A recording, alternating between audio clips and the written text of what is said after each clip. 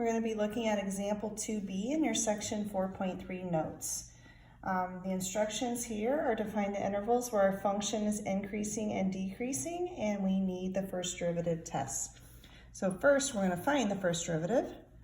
Okay, this is going to be using the quotient rule. So we will square the denominator. Hear my puppy whining there.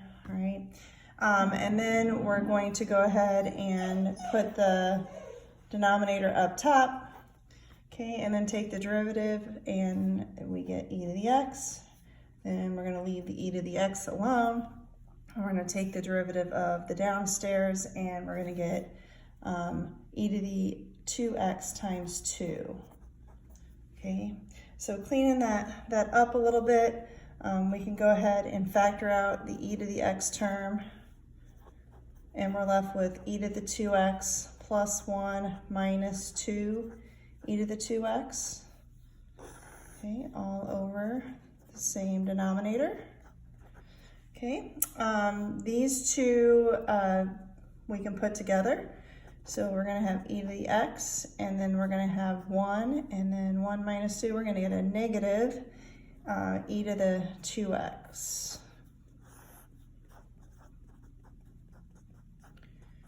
Okay, so in this case, we're not going to have to worry about our denominator because that is always going to be positive. So to find our critical points, we need to look at the numerator.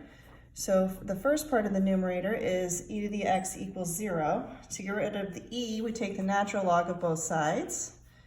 And we run into a problem right away because you cannot take the natural log of 0. So that one doesn't lead us to any critical points.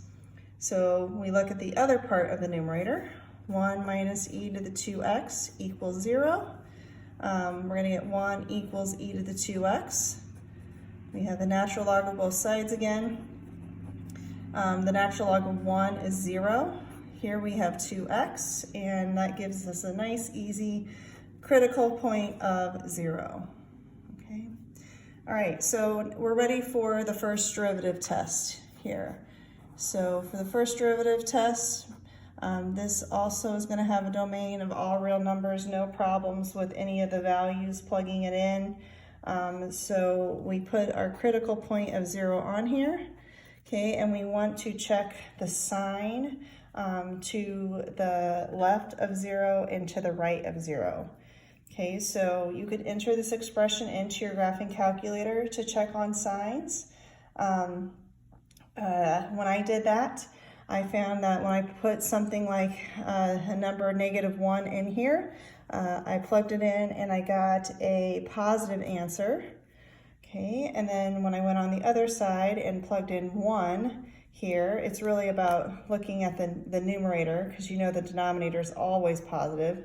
So e to the 1 is a positive number, and then when you look at 1 minus e squared, that ends up being a negative number.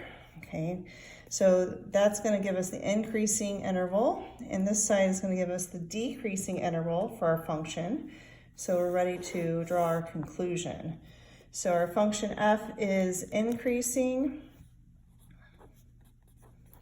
from -infinity to 0, and if we had to draw it, the function f is decreasing from 0 on out to infinity. And that completes example 2, part B.